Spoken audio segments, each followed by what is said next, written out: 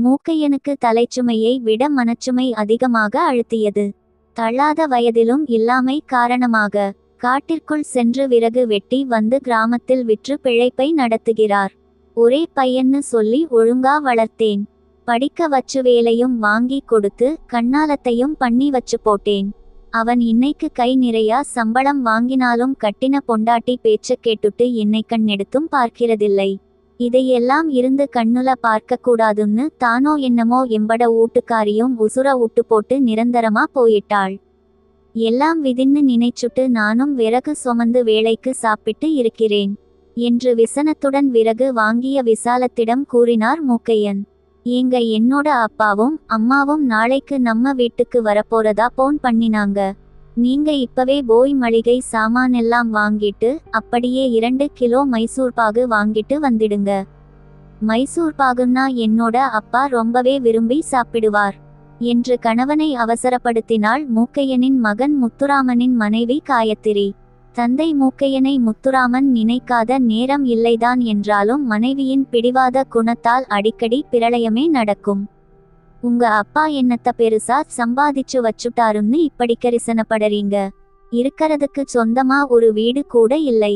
ஆள் கொஞ்சம் பார்க்கிறதுக்கு லட்சணமா இருந்தீங்கன்னு உங்களை கட்டிக்கிட்டு இன்னைக்கு சிரமப்படறேன்.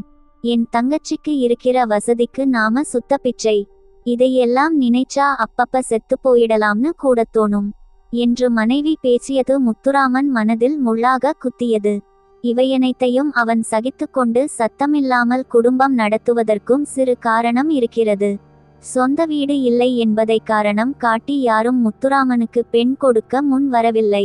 மனைவி காயத்திரியின் அப்பா கூட எல்லாம் சரி, வீடு கூட இல்லாத வெறும் ஆளுக்கு பொண்ணு கொடுத்தா நாளைக்கு ஏட்டாகூடமா ஏதாவது ஒன்னு நடக்கக்கூடாதது நடந்துருச்சுன்னா என் மகள் வீதிலையா நிற்பாள் என வசனம் பேசினார். அவங்க எங்க போய் எல்லா வேலைகளையும் செய்வாங்க, உங்களுக்கு புரியுதுல?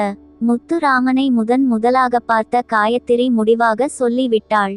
அவரை எனக்கு பிடிச்சிருக்கு, கட்டினா அவரைத்தான் கட்டுவேன். அதை என் அப்பா என்ன ஆண்டவனே வந்தாலும் தடுத்து நிறுத்த முடியாது என்று உறுதியாக கூறிவிட்டாள்.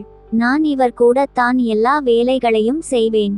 திருமணம் முடிந்து ஓராண்டு காலம் ஒற்றுமையாக குடும்பம் நடத்தியவர்கள் வாழ்வில் காயத்திரியின் தங்கையின் திருமணம் புதியதொரு புயலை உருவாக்கியது. பெண் அழகாக இருக்கிறாள் என்பதற்காக பெரிய இடத்து சம்பந்தம் ஏற்பட்டு விட கார் பங்களா என வசதியாக வாழும் தங்கையை கண்டு மனம் புழுங்கினாள்.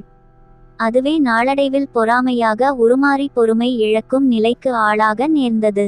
என் தங்கச்சியோட மாமனாரும் மாமியாரும் கஷ்டப்பட்டு உழைச்சு தன் வாரிசுகளுக்கு எத்தனை சொத்துக்களை சேர்த்து வச்சிருக்காங்க தெரியுமா?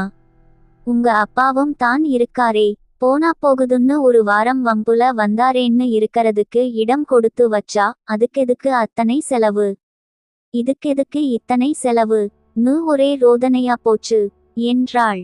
நிம்மதியிழந்த முத்துராமன் ஒரு முறை உணர்ச்சிவசப்பட்டு அறைந்தே விட்டான் ஆசை மனைவியை. ஆசை இருக்கலாம், ஆனா உன்னை மாதிரி பேராசை பேய் பிடிச்சு அலையக்கூடாது. குறுகிய வட்டத்துக்குள்ளேயே சிந்திச்சு பார்க்காதே, கொஞ்சமாவது உன்னை விட்டு வெளியே வா. எப்ப பார்த்தாலும் பணம் பணம் பணம், பணத்தால மட்டுமே எல்லாத்தையும் விலை கொடுத்து வாங்கிட முடியாது என்று ஆவேசமாக பேசினான். பணம் கொடுத்தா வெளியே போய் வேலை செய்வாயா? கணவன் கோபமாக பேசினால் அழுது ஆர்ப்பாட்டம் செய்வாள். நீங்க ஆபீஸ் போயிட்டு வர்றதுக்குள்ளே கழுத்துல தூக்கு மாட்டிக்கிட்டு தோங்களே, என் பேரை மாத்தி வச்சுக்கிறேன் என சொல்லி மிரட்டுவாள். அன்பாக அவளை பல முறை திருத்த முயன்றும் முடியவில்லை. இத பாரு காயத்திரி, நம்மை விட வசதி படைச்சவங்களை நினைக்கிறதை விட்டுட்டு ஏழைகளை நினைச்சு பாரு. உடல் ஊனமுற்றவங்களை நினைச்சு பாரு. அவங்களுக்கெல்லாம் ஆசையே இருக்காதா என்ன? வாழ்க்கைங்கிறது மனசுல இருக்கு, மத்தவங்களோட ஒப்பிடறதுல இல்லை என தன் பாணியில் தத்துவமாக பேசினான். ஆத்தா காரியத்தை முடிச்சிட்டு போனவன் தான் தாயே. அதுக்கப்புறம் எட்டியும் பார்க்கலே, ஏன்னு கேட்கல. நான் தான் மனசு கேட்காம ஒரு வாரம் போயிருந்தேன். மருமகளுக்கு என்ன கண்டாலே பிடிக்கலேன்னு தெரிஞ்சதும் கவும்பி வந்துட்டேன் என்று பரிதாபமா சொன்ன மூக்கையனை விறகு வாங்க வந்த விசாலம் சமாதானப்படுத்தி விட்டு சென்றாள். தன் தாயும் தந்தையும் அழுக்கு துணியுடன் அழுது கொண்டே தன் வீட்டிற்கு வந்திருப்பதைக் கண்ட காயத்திரி அதிர்ச்சியடைந்தாள். உன் அண்ணன் பொண்டாட்டி அந்த அரக்கி இருக்காளே, அவதான் எங்களை இந்த கதிக்கு ஆளாக்கிட்டா. பொண்டாட்டி பேச்ச கேட்டுட்டு அவனும் எங்க பேர்ல இருந்த சொத்தெல்லாம் எழுதி வாங்கிட்டு அழுக்கு துணியோட விரட்டியடிச்சுட்டான். இனி நீதாம்மா எங்களுங்கு எல்லாம் என கதறி அழுதவாறு பெற்ற தாய் கூறிட கேட்ட காயத்திரி கோபத்தின் உச்சத்துக்கே சென்றாள்.